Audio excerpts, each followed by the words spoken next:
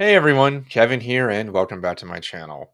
Now, a seriously underrepresented group exists in our schools who don't get the attention that they should: substitute teachers. Without them, schools wouldn't function as effectively, and white full time teachers are likewise suffering recruitment and retention issues. There just aren't enough subs anymore, and it's leading to more stress and burnout for teachers who have to pick up the slack. And many reasons for the lack of subs are identical to that of full time teachers, including the increasing levels of violence and decreasing levels of authority, just to name two examples. Importantly, substitute teachers aren't valued either, just for differing reasons. Permanent teachers aren't valued because society has systematically devalued the teaching profession entirely over the last 20 years, while substitutes never really got the recognition or value they deserved because people have always looked at them through the lens of their own educational experiences. I'm sure you remember when you were a kid and your teacher was out. You had a sub you may or may not have had before who often rolled out that television or assigned silent reading and independent work for the class to do just to fill out the period. Now, it's not really that way anymore, but even if it was, the point is that subs merely being there is what can't be ignored. Yes, other jobs need to cover when people are out, like at a restaurant or a clothing store, but even if they can't call someone in, there's always a workaround when people are sick or have a family emergency. The difference in education is that our customers are minors.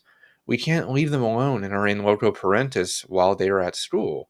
We're responsible for their education and safety, and leaving kids unattended is an enormous legal issue.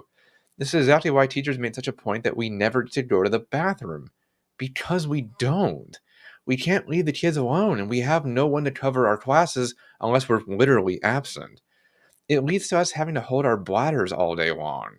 But getting back to the point, substitute teachers not only allow educators to actually take sick days, even though we're often still testing the sub while sick at home, and also to go to professional development conferences, something we barely do, and that has led to the lack of professional growth in education I've mentioned numerous times.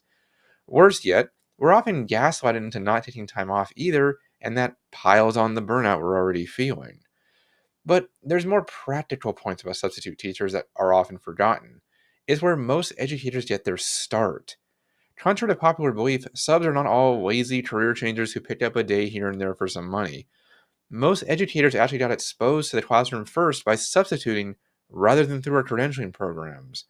I likewise was a substitute and instructor prior to my credentialing program, and I can tell you right now that I gained infinitely more experience as a sub than I ever did during my university preparation coursework or even student teaching.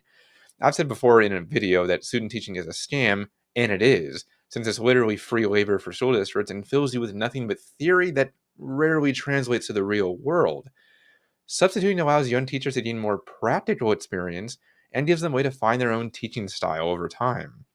Plus, with how bad the sub shortage has become, many districts have had to increase pay to attract anyone at all, which has led to it being an okay amount of income now.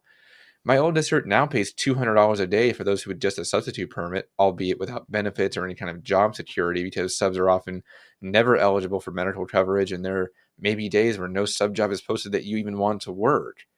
And what happens when no subs take the, say, 5 open jobs at a school one morning? That responsibility falls on the full time teachers there who end up losing their planning time because our contract states that we have to provide class coverage when the need arises. This is something that is not often talked about outside of education, and people don't really understand the implications of this. It leads to teachers having to give up the only time they have during the day to grade papers, plan lessons, make copies, and more importantly, call parents or answering pending emails. Our planning or conference period, as most places call it, is only time to do what we need to do, or even just find some peace and quiet for a few minutes after teaching dozens of kids for hours on end. And then what happens because of that? Teachers get even more stressed, frustrated, and annoyed that they aren't getting anything done or are always behind, and it increases their stress levels yet again. Substitute teachers deserve so much more credit than they get, just from a practical, everyday perspective. Without them, education gets just that much harder for everyone else, and without doing enough to attract high quality ones, we just end up with people who aren't invested in the students and who don't do what the primary teacher asked them to. I had that toward the end of my career where sometimes substitutes would totally ignore what I asked them to do or show no classroom management ability because they were just there for what they deemed to be an easy paycheck.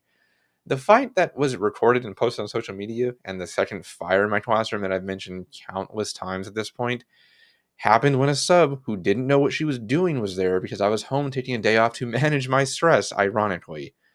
On the other hand, when we had those subs who were trying to gain experience or who were teachers in between full time roles, we latched onto them like glue because they made our lives so much easier and enriched the students' education more than just having them do mindless worksheets, which I called shut up sheets, while we were out. During my times of subbing, which included the year we went on COVID lockdown because I was between roles at the time myself, I was consistently being called by teachers who knew they could trust me because I had not only been a teacher before, but because I could handle the kids, teach the content they left behind for me, and make it so they didn't have to worry about their classroom being a utter disaster zone when they returned. I was actually even long term substituting that year where I was essentially their full time teacher because she was out on maternity leave, and I had the experience and actual credentials to be the teacher of record, which few subs actually have.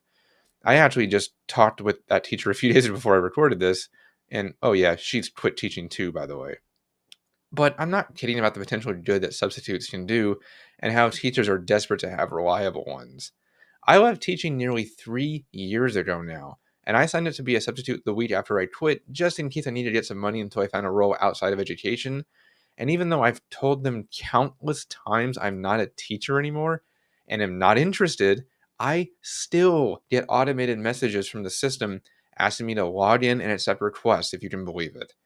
I finally just ended up blocking those messages a couple of months ago because I thought they'd eventually stop on their own, but clearly they weren't going to. And that shows the power a substitute can have in education, not just to babysit kids like everyone seems to think teachers do these days, but also to enrich students in their teacher's absence and to give teachers both peace of mind and time off, either for personal or professional reasons. The substitute shortage actually has a domino effect on not only teachers who, like I said, have to cover classes, but also secretaries who have to waste time trying to find subs who cover those classes instead of helping to run the school or talk with people on the phone.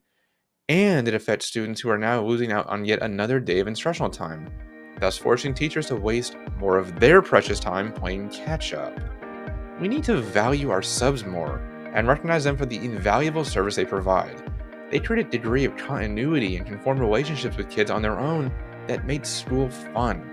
I still have this picture a student took of me and made a meme of while I was substituting in her class, and I still keep in touch with that student too, even though I was never her full time teacher at all. It kind of puts this in perspective, doesn't it? Well, guys, thanks for watching, and I hope you enjoyed today's episode. If you get a minute to click like and subscribe to stay up to date with my content, or leave a comment to keep this conversation going, it would be greatly appreciated. But for now, I've been Kevin, and I'll see you in the next video.